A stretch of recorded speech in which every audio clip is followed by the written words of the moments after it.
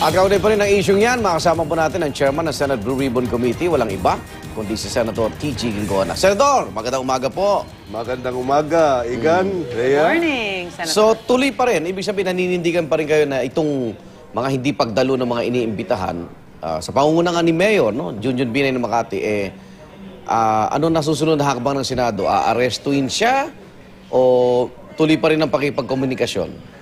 Meron pang last chance, no? Kasi Okay. may pang 1 o'clock pa naman ang meeting namin. Okay. So kung makatanggap kami ng formal na notification na sila, Ngayong araw? yes, Okay. na sila idadalo na sa mga hearing, pwede nang ipagpaliban ang contempt order. Kung hindi po dumalo, ano Kung na? hindi dumalo, kung walang mangyari, wala kaming matanggap, tuloy yung committee meeting mamayang 1 o'clock.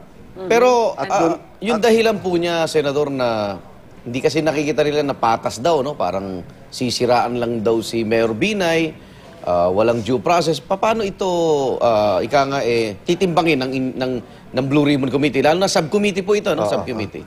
Well, wala pang alegasyon na nalabag ang kanilang karapatan sa ilalim ng saligang batas. No? Okay. So ito, nakikita natin pa in a positive light na pagkakataon sana na mapagpaliwanag ng kanilang panig. Okay. So mas maganda sana kung sumipot sila. Itong ginagawa natin, bate lang sa rules at ito ay hiling ng subcommittee sa mother committee na ako'y chairman na sapagkat ang pag-cite ng contempt, walang kapangyarihan ang subcommittee.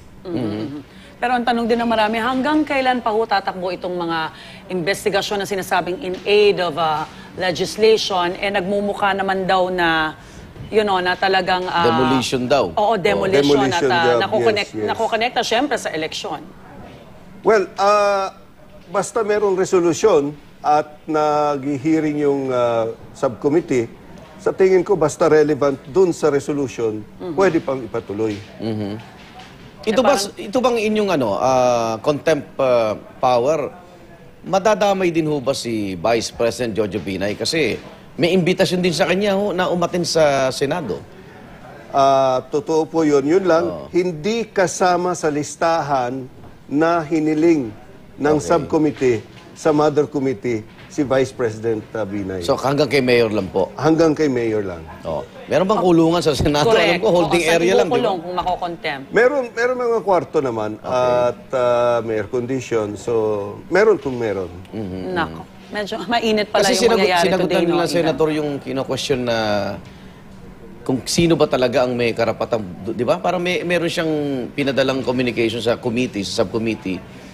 Pero nag-rule na kayo na merong Yung jurisdiction. Oo. Ang Blue Ribbon. Binigay sa akin, yun lang, ang kapangyarihan ng subcommittee at saka yung mother committee magkapareho pantay. Pero lang sa dalawang bagay. Number 1, yung contempt. Kaya nga ito ngayon, Okay. yung pag-contempt at pag-issue ng arrest order.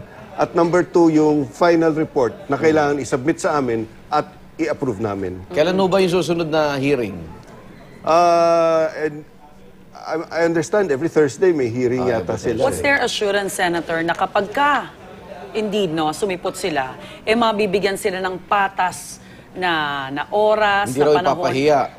Na hindi talaga daw sila mapapahiya at hindi naman kasi nanganganak din, of course, yung mga alegasyon. Oo. What's their assurance nga ba na magiging kind sa kanila ang committee? Well, actually, fair. the subcommittee, you mean? No? Yes. Nasa chairmanship ni Coco Pimentel yun, Senator Coco Pimentel. At sa tingin ko naman, si Coco Pimentel is trying to do his best to make sure na hindi mapahiya ang mga tao at ang mga karapatan ng mga naimbita ginagalang. Okay. Maraming salamat. Hindi nyo ba kukunin na yung pagdinig na yan sa subcommittee? Ikaw na mismo. Maraming salamat, Senate Blue Ribbon Committee Chair, T.G. Ginggona. Thanks, Senator. Thank you.